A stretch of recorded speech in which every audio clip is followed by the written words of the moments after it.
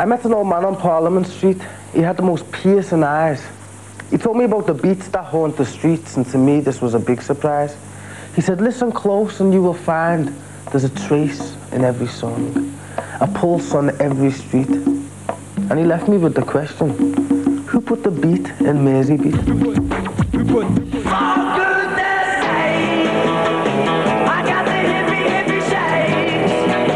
Yeah, I got the shakes. The Liverpool sound was not created at the cabinet.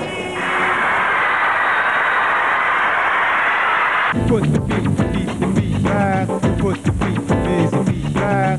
Put the beat right. Liverpool has a music heritage going right back. Oh, I can't sit still.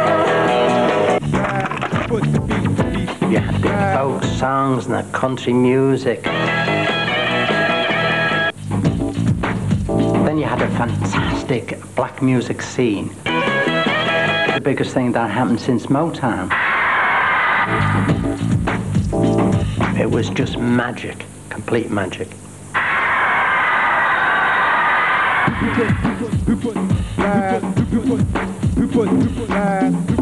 Hi guys. Alright. Safe. Look at this crew. Yo, you walking in my rhythm or am I walking to your time? And the music? Did you make it? Did you find it? Or did you bring it? Anyway, it's here. The sounds of the motion, of the rhythm of the ocean.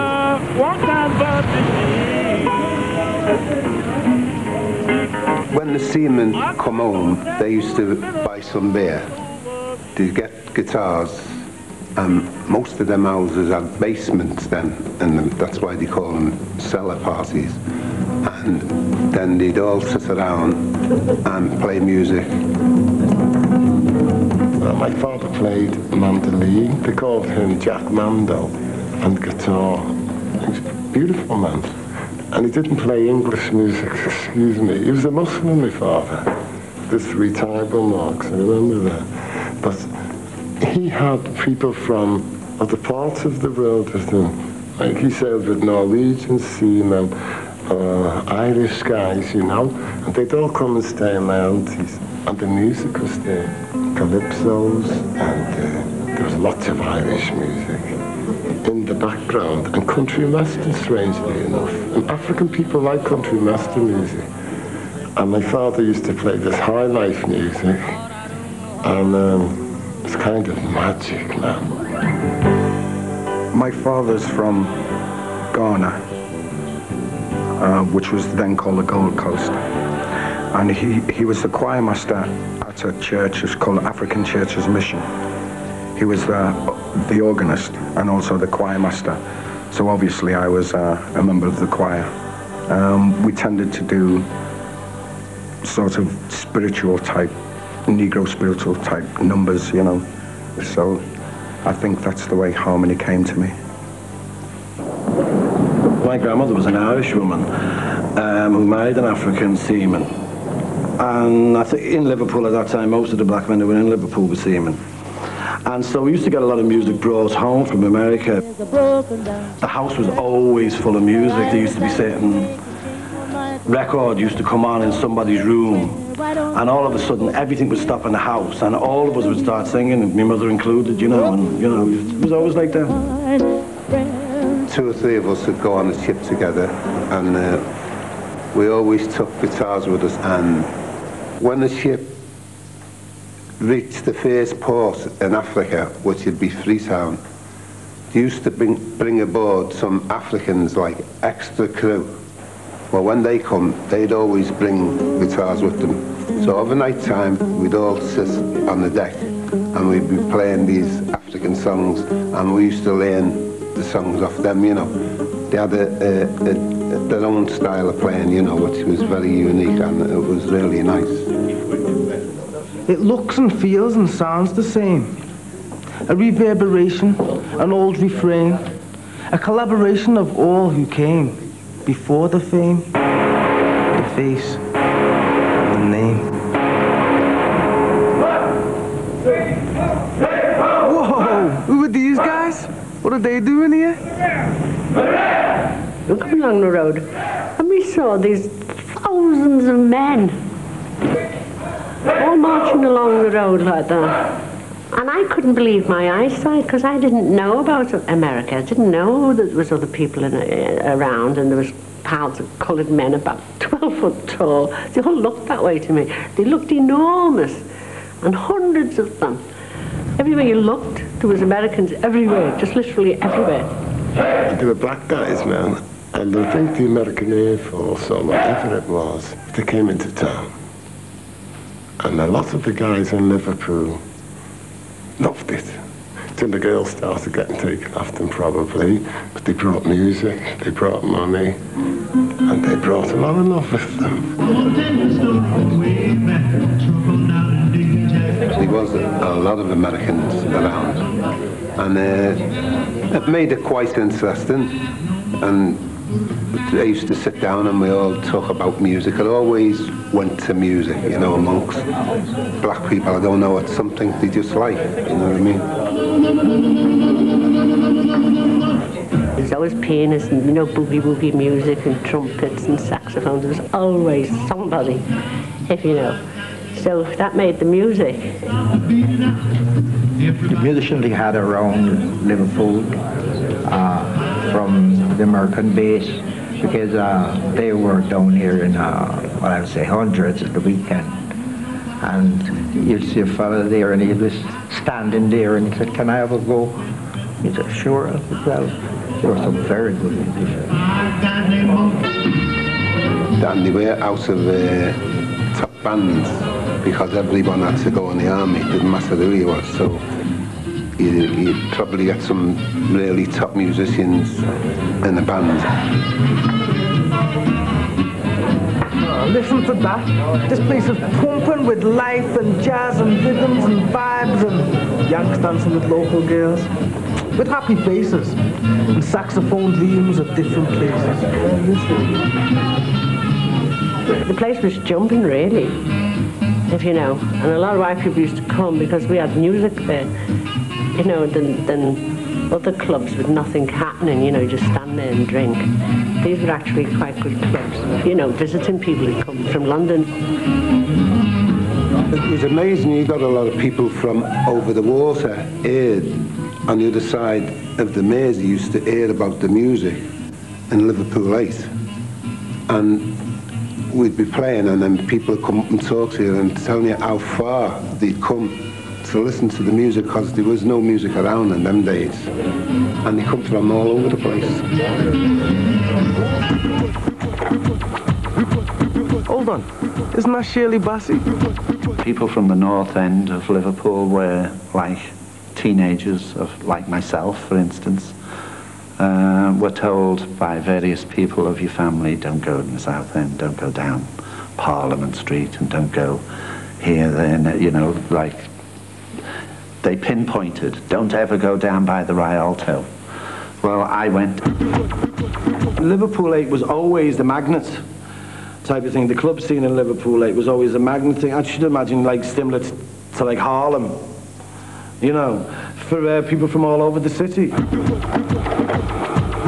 The south end of the city, I thought, was the instigator of all the clubs. The Palm Beach. Jokers. Palm Cove. And then there was the Nigeria Club. George Wilkie's. Parliament Street. And there was the Somali Club and the Polish Club, Palm Cove, the Beacon. God, there was hundreds of them, you know. And of course they all had their brand of music. African music. Caribbean music. Harmony. Jazz. Calypsos. Jive. Which again put a big influence on any up-and-coming musicians in the city. So out of that, if you can imagine this, you know, this big pot of boiling music, I think this is where the Liverpool sound, for want of a better thing, actually originated from. This sounds like the Liverpool sound, these jangling guitars. But who was the first to jangle? Give us a clue. I think Liverpool has influenced a lot of people of guitar playing, and I mean 3 guitars and drums, we had them in the early 50s, so that's going back a long time. So I think Liverpool did influence a lot of people with guitar music. And the other parts of the city, a lot of them people come up from the North End, so maybe a lot of people down there would also influence. I'll never know unless they come and tell us, but I'm sure they was. I knew Odie Taylor, like, you know, I was aware of Odie. I mean, Odie was looked at with reverence, you know, because Odie was a superb guitar player, you know. And wherever there was any little jazz clubs on or guitar clubs, you know, us budding country musicians would go along there and have a listen to them, and we'd have sits in with them, and we used to have a really, you could definitely call it a colourful band. I used to play good country music and all, you know, because then Odie and I could fit in right away, you know.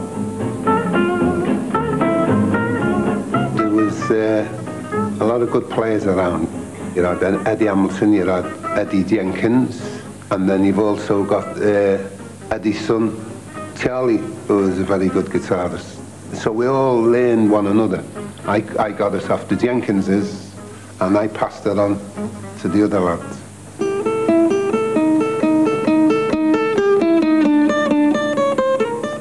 Hey, Lonnie, that's really nice, man.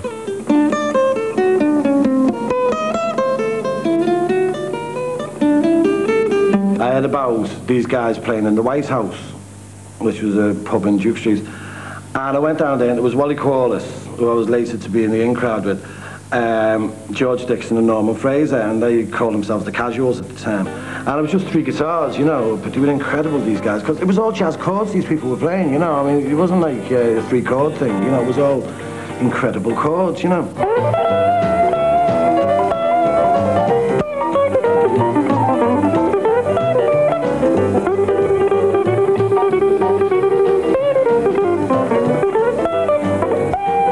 Every musician in Liverpool used to go to the White House.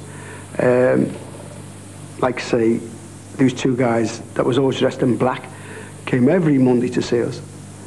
We didn't know who they were, and somebody said, well, who are they? And somebody said, well, it's a band called the Beatles. They've just formed, like, you know, so we paid no attention to them, because as far as we were concerned, there was a skiffle group. Oh, they could only play like 2 or 3 chords, where we was into multi-chords and augmented and God knows what, like, you know.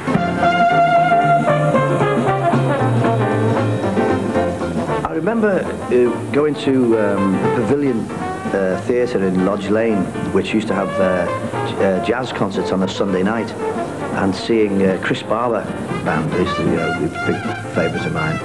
And Chris Barber, Lonnie Donegan, and 2 other guys formed this little group. And they called it Skiffle. You know, I'd never heard of it before, you know. I started playing all these strange songs, and it was, you know, just brilliant, you know. And I thought, well, they're only playing 3 chords. I can play 3 chords, you know. And basically got into Skiffle that way, because it's a do-it-yourself type music. They improvise with a tea chest and a cut-down brush pole and a piece of string on it, you know. It just sounded like a double bass, you know.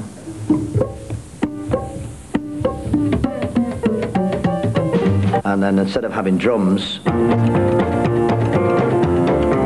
all you needed was a washboard and some thimbles at your mum's sewing basket. Cat's on the cover, but he don't see me.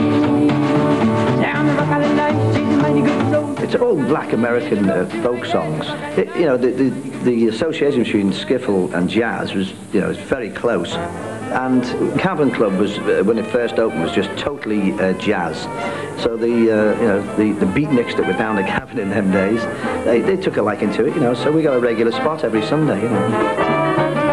It started off as jazz, then it started diversifying to a bit of country one night, a bit of folk another night.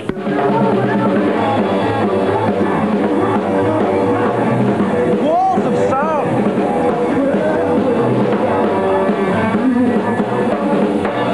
It's taken off this underground music, from cellar parties to cellar clubs. And now people are saying there's another one. Yes, I've been hitchhiking on the continent, and we hit Paris, the Saint Miguel area, and there were lots of these jazz clubs. Sidney Bechet was playing there, and I thought, if you could only open something like that in Liverpool, it would make a bomb. and we opened the Jacaranda. Okay, same time, same place. As we move to the lively rhythmic flows of Calypso. It's very arty. Very arty. You know, basically, you know, it was the people those days, you called them beatniks, you know, and it was a very beatniky place, you know. It wasn't very cosmopolitan, really, but the thing was that they had a steel band that played there all the time, you know. The resident band was a steel band. There was Woodbine, Lord Woodbine. I came down to the club one night and there was no steel band, and the waitress, Audrey, said, didn't you know they've gone to Hamburg? Well, it could have been out of Mongolia for, you know. And so they wrote to me saying you should come over to Hamburg. So I went with Woody, Lord Woodbine, and we went to this club called the Kaiser Keller. And there was an awful German band playing with no rhythm, just singing. I can still hear the guy singing, Tutti Frutti, oh Rudy, and the kids were bored. So I found out where the manager, who he was, and I sold him the idea of having, you know, bands from Liverpool. They went crazy, man. You know, over there, the club was packed, man. The Kaiser Keller Club. We blew them. And we started doing different material, like Skinny Minnie, which the Germans freak out on. They all want to jump on stage and do it, literally. They'd never seen anything like it. They thought I was crazy, yet they loved it. Howie Casey and Derry were the first band to hit the Hamburg scene from Liverpool. And of course, they were sensational. Derry used to move around that stage on the dance floor and they drive the Germans absolutely crazy. So much so that when the Beatles came, you've heard of this Mac show. Well, it was because he wanted them to make show, as it were, because Derry had the whole of the audience in his palm of his hand, as it were. While I was in Germany, Paul McCartney said to me one day, get us a bevy, like, I went, I've got no money. He went, I've got a record. You haven't heard this, like, because there was a bit of rivalry then, like. For new records, we couldn't get them as often over there as we could here. We played What I Say by Ray Charles, and I went mad, because it was great. And they played it as the last number that evening. And my band had learned all the chords, and I'd learned the lyrics. And every band in Liverpool ended their set with What I Say. Ray Charles is a great influence on many musicians in this country. When I think about it now, what I used to listen to then, the music the Beatles used to play, and I didn't know where the music came from. And I was so amazed that they were all black musicians coming from America.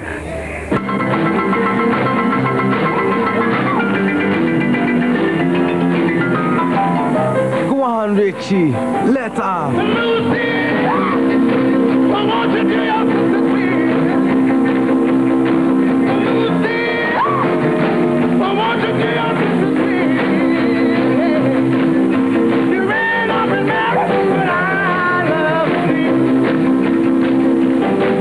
It was our music, but it had been taken away from us, you know what I mean? It was being kind of established, you know, taken over by the establishment type of thing, you know what I mean? It had become the property of other people. Groups of youngsters like these have teamed together with one ambition, to top the hit parade. Shake it up, baby, shake it up, baby. The groups were on every corner, every cellar club, every house. The whole city was throbbing with music. Nothing like it was happening anywhere else in the world. I got talking to John, and I was saying, oh, I've got a band, you know. I've got a band as well. And he was going, oh, yeah, you've got a band. He said, oh, come down to the Cavern, you know, come down to the Cavern when we're doing a lunchtime on Tuesday or something, and we'll have a listen to it, you know. I received a phone call in the office from Bob Wooler. Bill, you've got to get down the Cavern. We've got this group called The Chance. They're absolutely fantastic. We all got onto the stage, and I sort of gave a note like, you know, and we all started to sing then, you know. Jane, my baby's got me locked up in chains, but they ain't the kind that you can't see. Everybody was totally knocked out, you know, they were totally knocked out. Oh, these chains of love got a hold on me, yeah. They were fantastic. I'd not heard anything like them. That was great. I thought, there's nothing like this in Britain at all. And they were saying, who are you boys signed with? Who are you boys? Are you signed with anybody? Chains, my baby's got me locked up in chains, but they ain't the kind that you can't see. And the Beatles were enchanted, and they wanted to back them, you know, because they needed their musical backing at the time, and Brian Epstein wouldn't allow them to. John Lennon overruled them and said, we're backing the Chance. So the Beatles became the Chance first backing band. Whoa, these chains of love got a hold on me, yeah.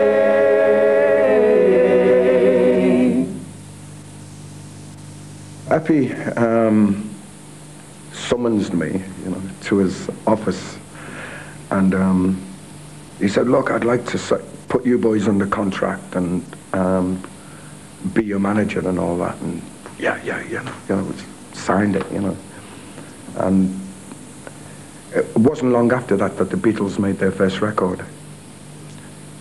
And then Brian and the Beatles sort of vanished. For some reason it didn't happen, and the Chance didn't happen in Britain, and I always said that for some reason the British record buying public would accept eventually sort of records by black American artists, but they wouldn't accept them by black British artists. Nobody wanted them, you know, basically. Nobody was looking for black bands, you know. I mean, it's never changed today. It's the same now. They're still looking for pretty white boy bands, you know. I saw him and I thought it was really a cute face, you know. I thought, kids have got to like this, you know. And I signed him up on the strength of his face. I mean, it's today, isn't it? I mean, it's the same thing today, you know. I mean, you know, hip-hop belongs to nobody now, you know. I mean, it's been taken over by everybody. Not a single of the fantastic black vocal groups from Liverpool ever really made it in the 60s, and they deserved it because they were as good as anything around in the charts.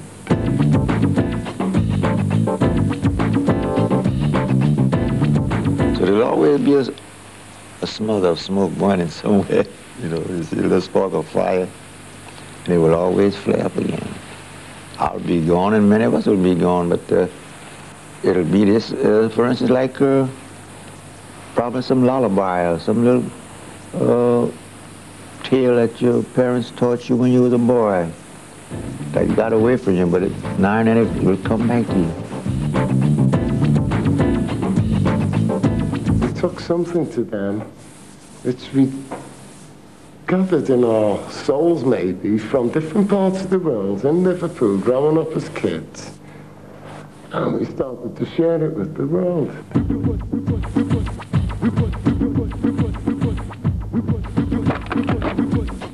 There was a flavour of maybe every country in the music when we were playing, and people enjoyed that, so they come down to listen, and I think maybe take some of it away themselves and use it themselves. So I think that way we influenced a lot of people in Liverpool. So if we're remembered for that, that's not too bad. One day, I may be one of the older guys, and I may meet a youth who thinks there's nothing happening, but he wants to know the truth. I'll say, now I know the story, but it isn't yet complete. But the word on the street is we put the beat in Mersey Beat.